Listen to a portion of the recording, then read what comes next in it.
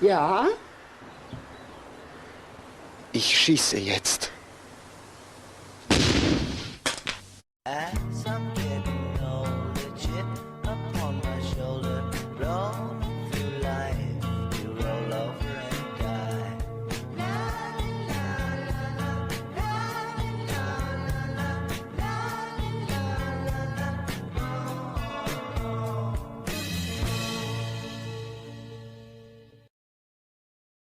Hey guys, it's Streed, and today I'm going to be reviewing the Austrian 1980s psychological thriller flick, Angst, aka Fear. Angst was directed by Gerald Cargill. It was an extremely bleak psychological thriller that starred Elvin Leder, Sylvia Haida, and Edith Hossett. The film's about a deeply unstable, fetishistic, unnamed killer who gets aroused by his heinous crimes and his ability to strike fear in his victims. After being released from prison for murdering his abusive mother, he wanders into a seemingly desolate house, but soon the owners arrive and subjugates the family, consisting of an old woman, her daughter, and her disabled son, to unspeakable horrors, brutally murdering and torturing them throughout the film to live out his sickening fantasies of death. The film was actually based off a real-life serial killer named Werner Nietzsche. While on parole, he tortured and murdered a family of 3 in 1980. The killer here and Werner are extremely similar, having the same lust for destruction and fear. Some of the narration quotes for the unnamed killer actually come from a confession from another real-life serial killer, Peter Curtin, dubbed the Vampire of Dusseldorf. The film is vastly misunderstood, with some claiming it's boring, cliched, and uneventful. While what happens is minimal, the way it's presented is so captivating, with the killer's inner monologue playing throughout the film and the tension rising as the killer figures out what to do. Most cite the killer's incompetence, but I think this adds to how truly masterful the film is. The killer is clearly unstable, and this is reflected through his lack of logic in his methods. Unfortunately, due to budgetary constraints and the controversy surrounding the film, the director Gerald Cargill retired from directing, but with this macabre masterpiece, he left an imprint on film history. This movie is the embodiment of paranoia, fear, and suspense. I absolutely love it. I first got introduced to this film by a YouTuber named Spooky Rice. I watched his video on it, and the film looked really interesting, so I decided to watch it one night back in 2020, and I absolutely loved it. But I forgot about it for a long time until I remembered it, and I thought, you know what? Why don't I rewatch it with my bud Jordan to see if it's just as good as I remember? And hell yes, it was. Me and him, we had such a great time. And I really can't fathom how people really hate this movie. People really think this is boring. People really think this is cliched and uninteresting. This is probably one of the most captivating films I've ever seen. It's the atmosphere, the complete bleak nihilistic atmosphere. It is so it's suffocating, but in a good way. Every shot in the film, every scene is there's just so much tension, and the set design and the scenery is gorgeous. It's absolutely gorgeous. Now let's get on to the strengths. The main character of the unnamed killer, I like to nickname him Carl because he looks like a Carl to me, like a Karl, like that kind of Carl, like a German Carl. And while going on his rampage against the family, he recounts his life, his abusive family, his lusts and urges. So basically, the audience is like his manifesto. So you're getting uncomfortably close to the sick, neurotic mind of this demented man, and it is so fascinating. I'm a guy that's invested in true crime, not like those psychopaths who simp over actual killers. No, I just have a general interest in it because I was basically raised off ID Discovery, and this shit is so fascinating to me. This man's reasons are insane. Like he has this lust for killing, like it's a lust for him, like he enjoys it. But he also sees it as a way of enacting revenge on his abusive family, even though these people aren't his family. It like this guy is so fucking off his rocker, and Erwin Leder, he does such a good ass job. He is the greatest actor in this movie. He does such a fantastic job, and I definitely applaud him. It's really a shame how obscure this film is. A lot more people should watch it.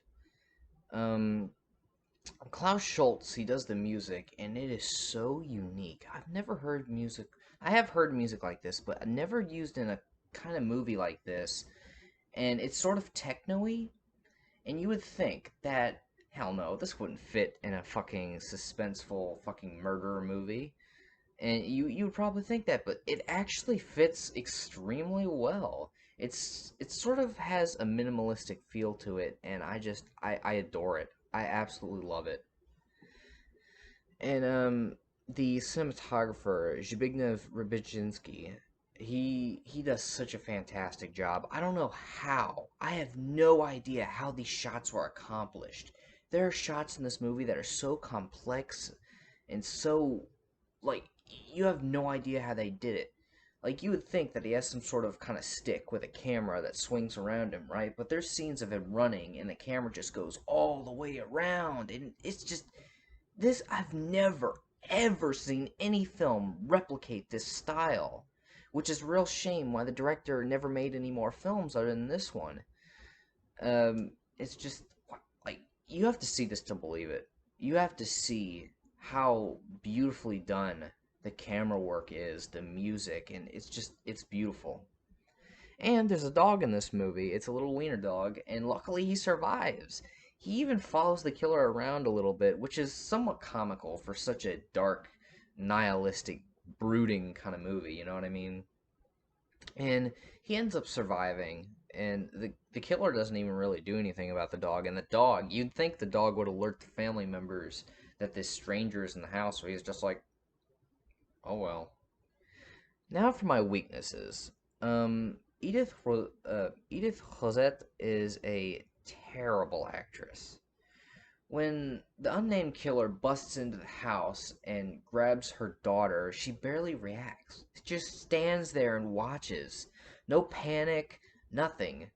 Her performance is one of the only bad things about this movie. This movie, I will say, it is a masterpiece. This movie is a masterpiece, but this lady, she gave absolutely no effort. It's like she really just didn't seem to care. You know, even in the scenes she was getting choked out, it just. Also, what the fuck was with her makeup? Why the fuck was she so pale? Like she was like white pale. Like how the hell? She probably she looked like a fucking clown or like a geisha or something. I didn't understand that. And her death is pretty weak, honestly. Fucking the killer, he ends up strangling her, and she has like I think a heart attack, and the daughter is saying, "Oh, get her medicine. She needs her medicine." Blah blah. So he gives her medicine. He pours the shit down her throat, and she just dies. And he kicks her into the wall. And there's this really terrible shot where she's heading towards the wall, but then she's like on the wall. It's like a really bizarre cut. But other than those little small, tiny, minor weaknesses, this film is a must watch. This is one of my favorite films. It inspired a lot of directors, it inspired a lot of movies. It inspired another one of my favorite movies that I heard from Spooky Rice. Shout out to him. Henry, Portrait of a Serial Killer inspired that, and it also inspired a heavy dosage of Gaspar Noé's kind of films. And I haven't seen any of his films yet, I don't think. I'm not watching Irreversible. I've heard that has like some sort of noise in it that gives you a headache, and that's probably the only Gaspar Noé film I'm probably not going to watch. But I might check out his other films like Welcome to the Void, I Stand Alone. I think that's just that's a film of his. Things like that.